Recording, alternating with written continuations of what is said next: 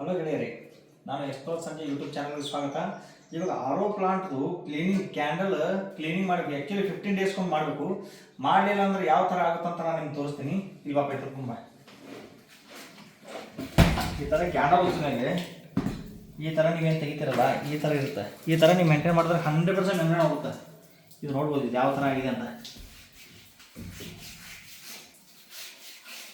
ಇದು ಆ್ಯಕ್ಚುಲಿ ನೀವು ಹೊಸದು ಹಾಕಬೇಕು. ಹಾಕಲಿಲ್ಲ ಅಂದರೆ ಈ ಮೆಂಬ್ರೇನ್ ಇರುತ್ತಲ್ಲ, ಮೆಂಬ್ರೇನ್ಗೆ ಹೊಡೆತಾಗುತ್ತೆ. ಅದಕ್ಕೋಸ್ಕರ ಕಂಪಲ್ಸರಿ ನೀವು ಕ್ಯಾಂಡಲ್ಗಳನ್ನು ಚೇಂಜ್ ಮಾಡ್ತಾ ಇರಬೇಕು.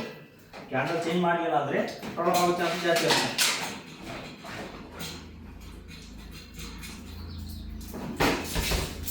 ಇದು ಕೂಡ ನೋಡಿ, ಇದು ಕೂಡ ಇದಕ್ಕಿಂತ ಜಾಸ್ತಿ.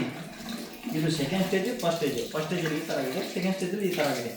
ಎರಡು ನೀವು ಕ್ಯಾಂಡಲ್ ಕರೆಕ್ಟಾಗಿ ಮೇಂಟೈನ್ ಮಾಡಿದ್ರೆ ಮೆಂಬ್ರೇನ್ ಲೈಫ್ ಜಾಸ್ತಿ ಬರುತ್ತೆ, ಇಲ್ಲ ಅಂತಂದರೆ ಬರೋದಿಲ್ಲ. Thank you very much.